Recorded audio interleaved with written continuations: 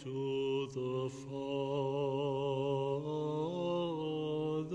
and to the Son, and to the Holy Spirit. Hello again, all Antiochian men in the Diocese of Miami in the Southeast. This is Michael Bocklig, and I'm back with Father Hans for another episode in our Ask Father Hans series. Hello, Father Hans. Good morning. Good morning, Michael, and good morning, Antiochian men. We have another question for you, Father, so I'll get right to it. We often hear people in our society talk about their feelings and their emotions as being their truth. Where do you think that this concept of a person having their own truth came from? And what kind of problems can this mentality cause? And Father, before you respond, I just want to mention this is a topic that we covered in our podcast, the Antiochian Men podcast, which is called Coming Out of Chaos. And episode number 10 is our most recent episode at the time of this recording. And we spoke with Father Michael Marcantoni and Father Joseph Collins on this topic. And they had a really interesting response to it. But I'm very interested in how you're going to respond to this as well, Father. Well, I'm glad you mentioned the podcast because I listened to it. And it's a great podcast, episode 10. And I encourage all the Antiochian men to listen to it. You'll learn a lot. It's a great discussion.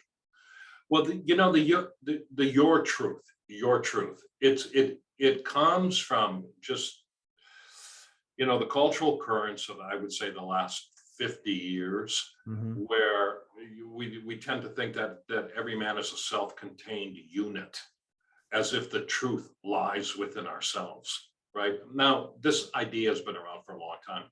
It comes out of the whole Enlightenment project, but it really affects our generation a lot because I'm going to get a little sidetracked here and then I come back. People say we live in a post-Christian age. I'm not so sure that's true. We definitely live in a post-rationalist age. The Enlightenment project is collapsing around us and people don't know where to turn. Okay, but we've been taught that every man is a self-contained unit and all truth lies within. It doesn't. Anybody who's awake knows that. Now, what we don't know is where the truth is to be found. And then ultimately that is found through relationship with God and brother.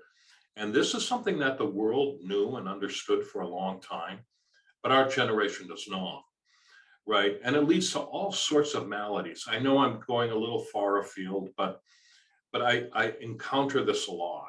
People have wayward thoughts, and because they think that we're self-contained unit, that every thought you have comes within. And if the thought is disturbing, they think, oh, there's something definitely wrong with me. Right. Not realizing that most thoughts come from without. We live in a spiritual world, but we also live in a relational world. We find ourselves in the neighbor.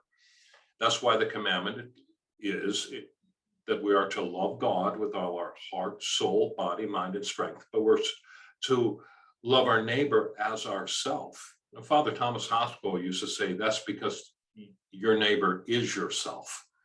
And I know what he meant by that, but I think I would probably focus that a little bit more. You find yourself in the neighbor, in service to the neighbor, because love is an outpouring, right? But if you can pour out your love, then you also open the space within yourself to receive love. And it's through that love that life comes.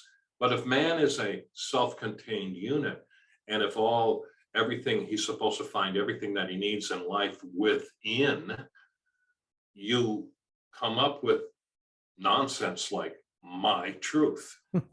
Okay. I mean, listen, I know myself enough to know that the truth doesn't lie in me. Right? I'm too old Right. to believe that anymore. But really, actually, I'm old enough to have learned that simply is not true. And consequently, I've been able to shut off a lot of the anguish that false belief used to cause in my own life. Because you see this person doing that and this person doing that, and you realize that you can't do that.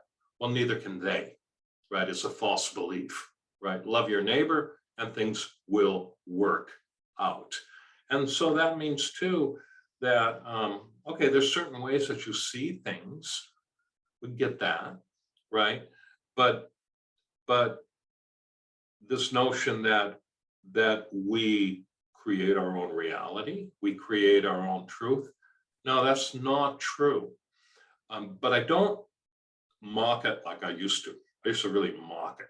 I don't mock it like I used to because I deal a lot with actually the suffering that false belief causes. That causes a great amount of suffering in a person's life because the reality is we don't create our own truth. And anybody who's half in touch with himself realizes that the truth is not in him. But yet, if you still operate in that false belief that you're supposed to like pull it all out of yourself, well, that causes a great amount of anguish, and often it causes breakdown.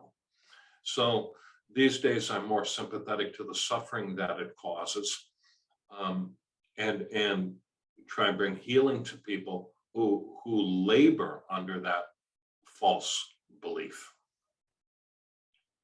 Open to me the doors of repentance, O life giver,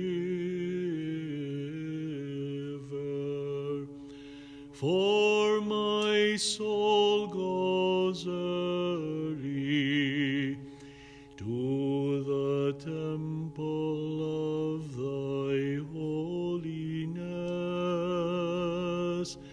coming in the temple